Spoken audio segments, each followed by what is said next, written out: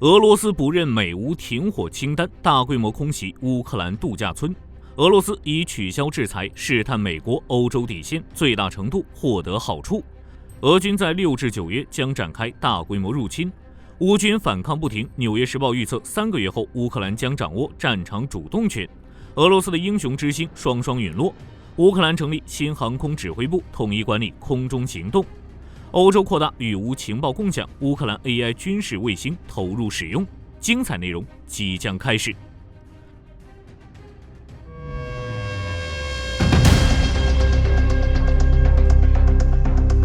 实锤了，俄罗斯就是在拖延战争结束的时间，并以黑海停火倡议为要挟，试探美国、欧洲的容忍底线，以最大程度获得好处，甚至为了达成目的，准备在2025年6至9月对前线各地区发动多管齐下的大规模入侵，以影响正在进行的停火与和平谈判。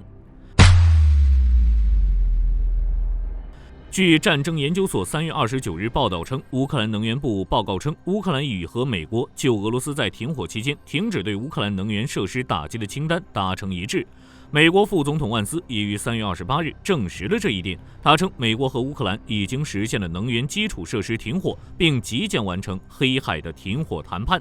但由于美乌的停火清单与俄罗斯的要求不一致，导致俄军一直在空袭乌克兰的石油和天然气设施。如据乌克兰空军的最新报告，3月29日夜间，俄罗斯以乌克兰民用基础设施为目标，向乌克兰各地发射了172架各型号无人机。虽然乌克兰防空部队紧急出动，当晚击落了94架来袭无人机，另有64架诱饵无人机因电子干扰而丢失，但仍有部分未能拦截，对乌克兰多地造成重大损失。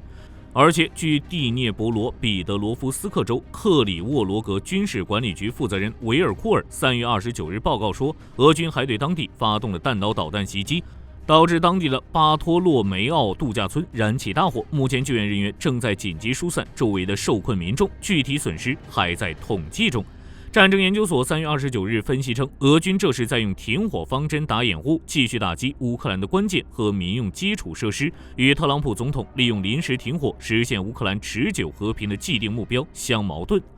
德国图片报还报道称，俄军已改变了无人机使用的战术，现在俄军都会让无人机先在距离目标几公里的高空盘旋，然后与多架无人机进行同步打击。这种战术改变已让越来越多的俄军无人机成功突破了乌克兰的防空保护伞。同时，俄方消息人士3月29日声称，俄罗斯无人驾驶能力中心新研制了一款 FPV 无人机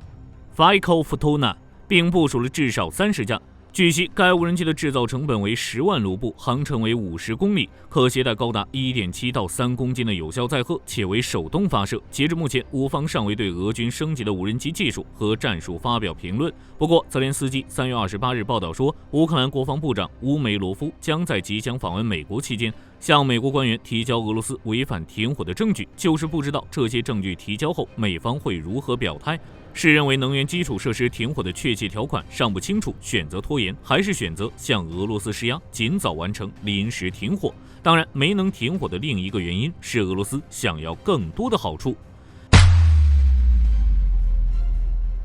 战争研究29日分析称，俄罗斯正在利用与美国的黑海停火谈判来测试北约乌克兰的容忍底线，从而为俄罗斯最大程度获得好处。如彭博社3月28日曾报道称，俄罗斯要求欧盟将俄罗斯农业银行与 SWIFT 的国际银行系统重新连接，以此作为与乌克兰实施黑海停火的先决条件，并作为确定美国是否会满足俄罗斯要求和鼓励欧洲伙伴支持解除制裁的测试。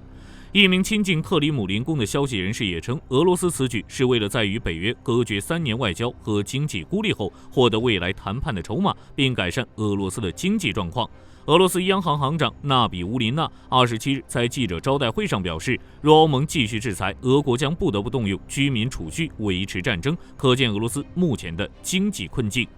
与之形成鲜明对比的乌克兰，其总统泽连斯基为了达成停火，他表示土耳其、保加利亚、英国、美国、法国、罗马尼亚和保加利亚可以进行内部和国际磋商，来作为潜在的停火监督者，以实现黑海停火、能源基础设施停火乃至未来的全面停火。可见，尽管缺乏正式的三方协议，在没有任何关于停火确切条款的明确协议背景下，但乌克兰仍致力于促进停火。没有人比乌克兰更渴望和平。对于俄罗斯的行为，欧洲领导人曾建议欧洲各国不要取消对俄罗斯的任何制裁，因为他们认为俄罗斯将会继续入侵和占领乌克兰。据美联社3月29日报道，乌克兰官员称，俄军正在集结兵力，准备在未来几周内对前线几个未指明地区发起新的攻势，从而最大限度地对乌克兰施加压力，增加俄罗斯在停火谈判中的筹码。而未指明地区结合此前泽连斯基给出的警告，很可能是苏梅、哈尔科夫或扎波罗热3个地方，这一点得到了机器国家2名外交官的认可。当然，也有消息称，未指明地区很可能是顿涅茨克州的某些地区，如霍尔蒂察集团军发言人特雷胡伯夫少校告诉美联社称，俄军已恢复了之前临时暂停的进攻行动，近期更是加强了红军村方向的侦察和进攻行动。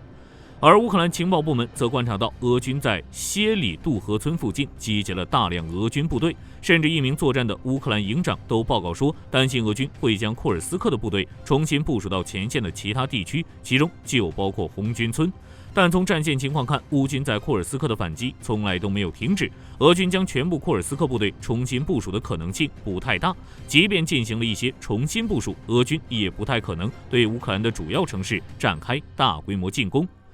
其是因为在过去3年的战争中，俄军无论是人员还是装甲车都遭到了难以想象的损失，尤其是招募人员上，即便提高签约金，克里姆林宫仍无法招募足够的新兵来显著增加俄军对乌军的进攻强度，除非普京愿意下血本进行全部预备役征召。其二，大伙难道没有发现，俄军自2022年冬季后就从未展示出能执行涉及多个同步前进轴的复杂行动的能力吗？纽约时报28日评估认为，俄军在乌东4州的阵地已经陷入持久战中的疲惫阶段，以此推演战争的主动权将在3个月后向乌军倾斜，这是普京既想得更多利益又不愿意放弃谈判的一个主要原因。霍尔斯克方向，俄军在3月26日控制了苏甲检查站后，继续从北面、东北和东面3个方向对乌军控制区做战术挤压，逐渐将一些区域变成交战区。据最新的战役地图显示，俄军重新夺回了古艾沃村北部地区，并正在向奥列什尼亚村推进，而乌军则仍占据着约70平方公里的区域，并选择继续固守，以挫败俄军进攻苏美和哈尔科夫的计划。乌克兰真理报援引泽连斯基的话称，乌克兰国防军仍在库尔斯克执行任务。此外，据塔斯社报道，乌军在库尔斯克击毙了俄军格鲁乌特种部队火力组指挥官马拉特·蒂比洛夫少校。目前俄方没有透露过多的消息，但该少校1个月前才刚刚与战友安德烈·菲洛连科少校一起被莫斯科授予俄罗斯英雄之星称号。甚至在2月23日时，他还接受了俄媒《消息报》的采访，详细介绍了自己在库尔斯克的战绩，向外界展示他们是如何将乌军击退的，但如今已双双毙命。留守库尔斯克的乌军目前除了时常对俄军阵地发起骚扰进攻外，主要作用是为了策应比尔哥罗德的战斗。据路透社的报道，乌军已在比尔哥罗德州推进了3到4公里深，控制了至少2个定居点。加上稍早时候，乌军还打掉了比尔哥罗德的多座桥梁，影响了俄军的后勤补给和兵力调配。可见，乌军正试图让比尔哥罗德州成为第2个缓冲区，用以牵制其他战场的俄军。而这里的俄军因为补给未断和道路处于泥泞期，尽管多支增援部队已经抵达，但俄军目前只能在波波夫卡和德米多夫卡前沿阵地大量布雷，阻止乌军继续向前推进。苏美方向，俄军事博主称，俄军正继续在沃洛季米里夫卡、沃多拉吉、汝拉夫卡、巴萨夫卡一线进行缓慢的蚕食战术，但由于战争疲劳，俄军士气越来越低落，进度十分迟缓。库皮扬斯克波罗瓦方向的大战有了新进展，在乌军第77空中机动旅通报的最新战况中，乌军第77旅从早上6点一直战斗了4个多小时，最终成功打退了俄军第6集团军第25摩步旅突击营的进攻，共用13架无人机摧毁了俄军坦克1辆、装甲车12辆，打死打伤俄军步兵165人。战斗期间，俄军不仅投入了炮兵和无人机，还投掷了4枚 FAB-1500滑翔炸弹，但仍被击退。目前，据3月29日发布的地理定位录像显示，俄军在巩固托波利阵地的同时，又开始向斯捷波瓦诺沃谢利夫卡推进，而乌军在波罗瓦东北部的博胡斯拉夫卡和扎赫里佐夫、东部的科潘基和纳迪亚村，以及西南部的赫雷基夫卡和新米哈伊利夫卡附近继续阻击俄军，让俄军没有前进1米。同时开始大量使用空中力量袭击俄军后勤，如近期乌军就发射多架无人机袭击了卢甘斯克专为俄军提供维修服务和为其生产铁路机车、电气设备的工厂。莱曼方向，俄军虽然同样没有推进1米，但该方向作战的乌军指挥官报告说，俄军正在莱曼方向集结力量，并正以小组形式进行侦察任务。顿涅茨克州红军村方向，据3月29日发布的地理定位录像显示，乌军主要还是在舍普琴科推进，俄军则在第90坦克师装甲车的支援下推进到了科特利亚里夫卡西南、博赫达涅夫卡以东，并占领了普列奥布拉任卡。不过，乌方消息则称，乌军击退了俄军进攻，并摧毁了5辆俄军装甲车。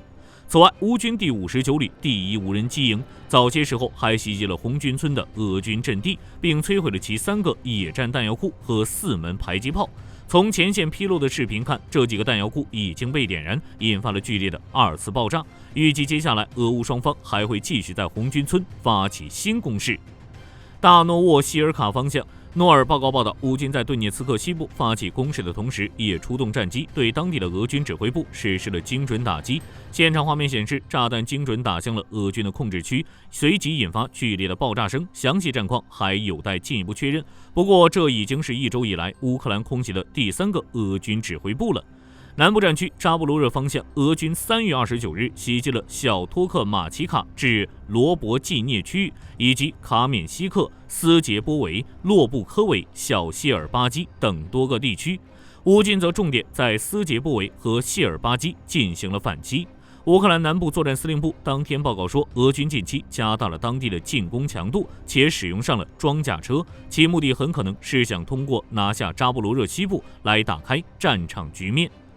赫尔松方向，俄军占领区负责人弗拉基米尔·萨尔多3月29日声称，乌军炮击了赫尔松州的太阳能电池板，声称乌军此举违反了针对能源基础设施的停火协议。同时，总部于克里米亚的乌克兰游击队 ATISH 3月29日报告说，俄军正在将防空和电子战系统从克里米亚转移到赫尔松州，以加强该地区的防御力量。据乌总参谋部发布的数据显示，乌军共歼敌1740人，摧毁敌人坦克23辆、装甲车34辆、火炮64门。值得注意的是，无论是俄罗斯战场还是乌克兰的乌东战场，乌克兰空军的参战率明显增加。为了统一管理，泽连斯基命令乌克兰国防部和总参谋部建立一个新的航空指挥部，并进行航空管理改革，以加强乌克兰的空中能力。对此，乌梅罗夫宣布称，大规模的航空管理改革已经开始。泽连斯基还任命奥列克桑德尔·科岑科为国防部航空部副部长，负责领导这项新的工作。他指出，科岑科曾参与了将 F-16和幻象战机整合到乌克兰空军的工作，有着丰富的工作经验。同时任命奥列克西·马尔琴科少将为战斗航空副总参谋长，谢尔盖·胡罗布佐夫准将为空军副司令，奥列克桑德尔·迪亚基夫上校为航空司令兼空军副司令。不过，出于保密，乌克兰官员尚未详细说明新指挥部的结构和他如何指挥乌克兰空军和地面部队在联合行动中的互动。另外，欧洲盟友将继续向乌克兰提供财政和物资支持，并同意扩大与乌克兰的情报共享。泽连斯基3月28日宣布称，欧洲国家在3月27日于巴黎举行的志愿者联盟峰会上与乌克兰达成新协议，将深化情报合作。同时，在乌克兰寻求美国许可生产爱国者系统和导弹遭到拒绝的情况下，乌克兰获得几个欧洲国家生产防空系统的许可，并可获得这些国家的弹药库存。其许可证可能涉及到ISST 和 NASAMS 系统的生产，只是尚不清楚是在乌克兰的国内生产，还是在欧洲其他地方生产。与此同时，为了防止美国再次切断情报共享，英法与乌克兰的卫星网络与独立情报系统已开始工作。而乌克兰自身，据乌克兰军事网站报道，乌克兰南方设计局与捷克联合开发的 AI 军事侦察卫星 TROLL 在进入轨道后已开始满负荷工作。据悉，该卫星配备了高光谱相机与 AI 技术，能够捕捉442到884纳米范围内32个波段的各种电磁光谱，从而识别伪装车辆。我方计划在2026到2031年发射5颗这样的微卫星，这也是为什么近来乌军在战场上越打越好的原因。乌军目前的战场态势感知能力可能已超越了俄军。此外，英国还将和德国一起4月组织一次拉姆施泰因会议，届时将在会议上宣布新的国防方案和队伍政策。其他一些国家，如法国总统马克龙3月26日承诺向乌克兰提供价值20亿欧元的额外军事援助计划，其中包括反坦克导弹、地对空导弹、防空导弹、装甲车、无人机和额外的幻象战机。瑞典、丹麦也纷纷宣布拨款700万和4000万欧元支援乌克兰，援助内容涉及排雷设备、无人机、防空雷达等。印尼海军大家或许不熟悉，其凭借250艘的军舰规模，已经连续3年被 Warman 网站评为全球第4大海军，但其实半数以上皆为巡逻舰，没有像样的战斗军舰，但这个状态即将打破。据海军新闻网报道，为意大利多用途战斗舰计划建造的第5、第6艘已转售给印尼，以增强其海军实力。其中第5艘船已于近日开启海试，2艘船皆能预计在今年交付，而意大利本身则会再增购2艘，以替补转售空缺。据悉 ，PPA 根据任务性质不同，可分为轻装版、轻装加强版、满装版3个不同构型，可执行监侦、防卫国家水域、支持特种作战、反海盗护航等。非战斗任务包括国际人道海上救援、灾难救助等。而转售印尼的这2艘 PPA 军舰属于轻装强化版，总价值11.8亿欧元，其功能齐全，除舰炮之外，可通过任务难度配置不同的武装。